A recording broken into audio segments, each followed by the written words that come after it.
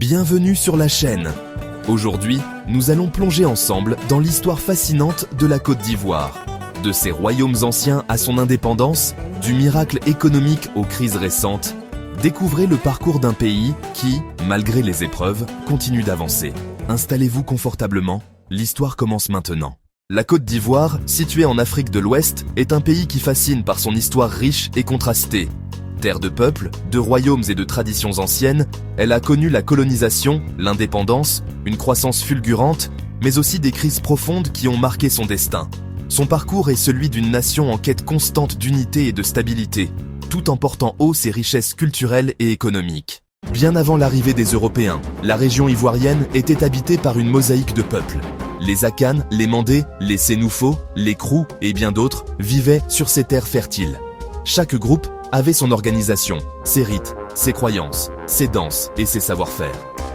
Dans le nord, les grands empires ouest-africains comme le Mali et le Songhai dominaient et contrôlaient les routes commerciales reliant le Sahara au golfe de Guinée. Le sel, l'or et la noix de cola circulaient et l'islam s'installait progressivement grâce aux marchands et érudits. Dans le sud, plus proche des côtes, dominaient les cultes traditionnels animistes et le respect des ancêtres. Au XVe siècle, les premiers navires portugais longèrent la côte. Ils étaient attirés par l'or, mais surtout par l'ivoire abondant dans la région.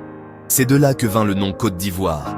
Mais au-delà du commerce légal, la traite négrière marqua cette période. Des milliers d'hommes et de femmes furent arrachés à leur village pour être envoyés de force vers les Amériques. Cette blessure marqua profondément l'histoire de la région. Pendant plusieurs siècles, les puissances européennes se disputèrent de l'accès aux richesses du golfe de Guinée. Mais ce fut la France qui imposa progressivement son contrôle. En 1893, la Côte d'Ivoire devint officiellement une colonie française. Le régime colonial transforma profondément le territoire. Le travail forcé fut instauré, obligeant les populations à cultiver des produits d'exportation comme le cacao, le café, le coton ou encore l'EVA. Des infrastructures furent construites, comme le chemin de fer reliant Abidjan au nord du pays. Mais derrière ces réalisations se cachait souffrance et exploitation. Après la Seconde Guerre mondiale, un homme se leva comme porte-parole du peuple ivoirien, Félix Houphouët-Boigny. Médecin, syndicaliste et homme politique, il lutta contre le travail forcé et porta les revendications africaines jusque dans les institutions françaises. Son charisme et sa vision firent de lui le principal artisan de l'indépendance. En 1960, la Côte d'Ivoire devint un État souverain et Houphouët-Boigny en fut le premier président. Sous sa présidence, le pays connut ce qu'on appela le miracle ivoirien. Le cacao et le café, cultivés massivement, firent de la Côte d'Ivoire la première puissance économique d'Afrique de l'Ouest. Abidjan, surnommée la perle des lagunes, devint une capitale moderne, dotée de gratte-ciel, de routes et d'universités. Le pays attira de nombreux travailleurs étrangers venus du Burkina Faso, du Mali, du Ghana et d'ailleurs. La stabilité politique et la croissance impressionnèrent le monde. Mais ce miracle reposait sur des bases fragiles. L'économie dépendait trop des matières premières. Lorsque les prix du cacao et du café chutèrent dans les années 1980, la prospérité s'effondra. Le pays s'endetta, le chômage augmenta et le mécontentement social s'installa. En 1993, après plus de 30 ans au pouvoir, Félix Houphouët-Boigny s'éteignit. Sa disparition laissa un grand vide. Son successeur, Henri Konan Bédié, chercha à affirmer son autorité en mettant en avant l'ivoirité, un concept visant à distinguer les vrais Ivoiriens des étrangers.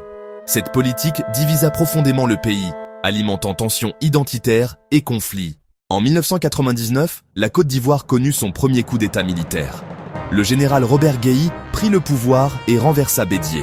Mais 2 ans plus tard, après des élections contestées, Laurent Gbagbo devint président. Son arrivée au pouvoir ouvrit une période d'instabilité. En 2002, une rébellion éclata dans le nord du pays, dirigée par Guillaume Soro. Le pays fut alors coupé en deux. Au sud, le gouvernement, au nord, les forces rebelles. La guerre civile divisa la nation et fit de nombreuses victimes. Les Nations Unies et la France intervinrent pour tenter de maintenir une ligne de cessez-le-feu. Pendant près de 10 ans, la Côte d'Ivoire vécut au rythme des tensions, des accords de paix fragiles et des violences. En 2010, de nouvelles élections présidentielles furent organisées. Le scrutin opposa Laurent Gbagbo à Alassane Ouattara. Les résultats furent disputés et Gbagbo refusa de céder le pouvoir malgré la reconnaissance internationale de la victoire de Ouattara. Une crise sanglante éclata, plongeant le pays dans une nouvelle guerre civile. Des milliers de personnes perdirent la vie. Finalement, en 2011, Laurent Gbagbo fut arrêté et transféré à la Cour pénale internationale, tandis qu'Alassane Ouattara prit la présidence. Depuis cette période, la Côte d'Ivoire tente de se reconstruire. Sous Ouattara, le pays a retrouvé une croissance forte, les infrastructures se modernisent, Abidjan connaît une transformation urbaine et les routes, ponts et stades fleurissent. La Côte d'Ivoire est redevenue le premier producteur mondial de cacao et un pôle économique majeur en Afrique de l'Ouest. Mais malgré ce renouveau, les tensions politiques et sociales demeurent. Les blessures des crises passées ne sont pas totalement refermées. L'unité nationale reste fragile et les rivalités entre les grands acteurs politiques continuent de peser sur l'avenir du pays. L'histoire de la Côte d'Ivoire est donc celle d'un peuple résilient, capable de se relever malgré les épreuves.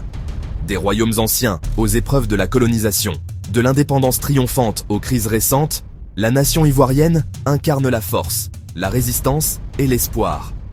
Aujourd'hui, avec sa jeunesse créative, sa culture riche et son dynamisme, la Côte d'Ivoire poursuit sa marche en avant, fière de son passé et confiante en son avenir. Merci d'avoir suivi cette vidéo jusqu'au bout. N'oubliez pas de liker, de vous abonner et de partager pour soutenir la chaîne. À très bientôt pour une nouvelle découverte.